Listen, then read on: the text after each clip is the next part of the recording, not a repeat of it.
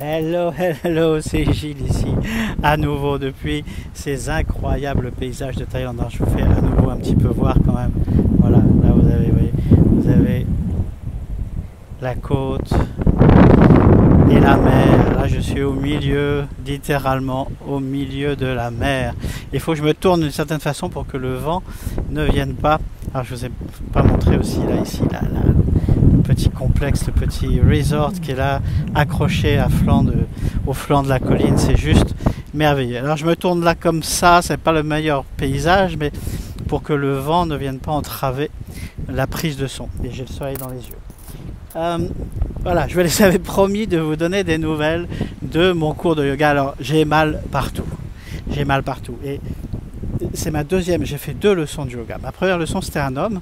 Et c'était intéressant, mais c'était vraiment des étirements.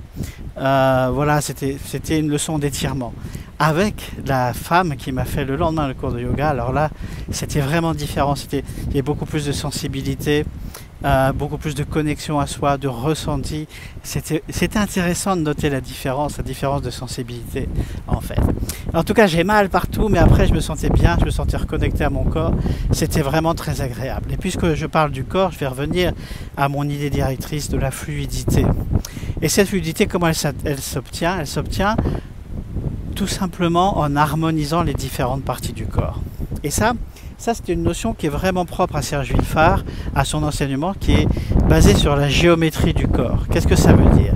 Ça veut dire que si vous prenez un instrument de musique, par exemple les fameux violons de l'école de Crémone, où sont nés les grands violons, les Stradivarius par exemple, eh bien la construction de ces violons ne se fait pas au hasard.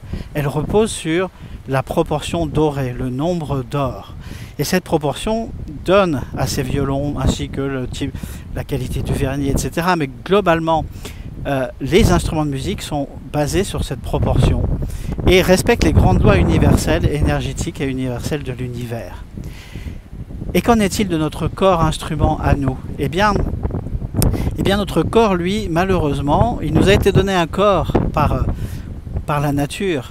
Et lorsque nous sortons du ventre de notre mère, nous sommes au plus proche de la perfection, de l'harmonie et de la géométrie de ce corps. C'est-à-dire que, d'ailleurs le bébé le démontre, puisque lorsqu'il pousse ses premiers cris et dans les semaines qui suivent, il a, par rapport à sa poids et à sa taille, il a une véritable capacité de chanteur lyrique, de ténor lyrique, une très très très grande voix par rapport à sa poids et à sa taille, encore une fois.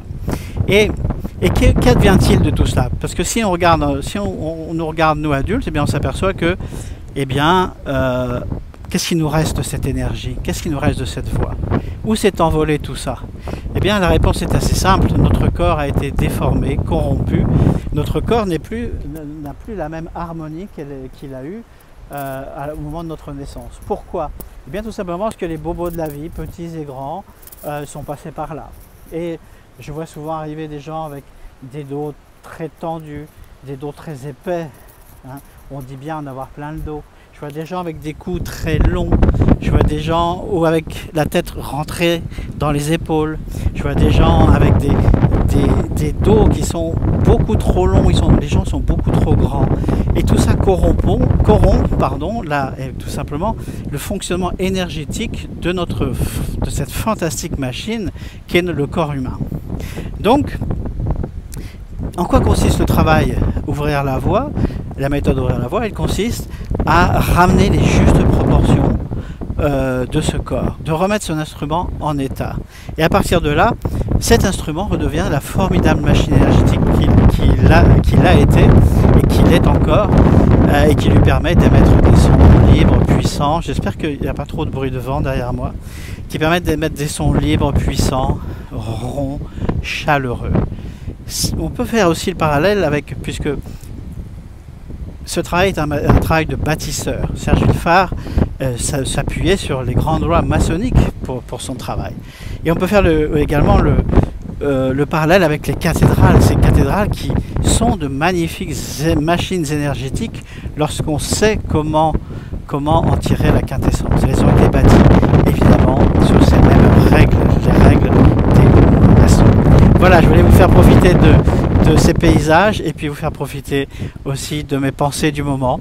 Et si vous pouviez ressentir mon corps aujourd'hui, je sais pas comment ce serait pour vous. En tout cas, je vous souhaite un bon mois d'août. Je vous souhaite de passer de bonnes vacances si vous êtes en vacances.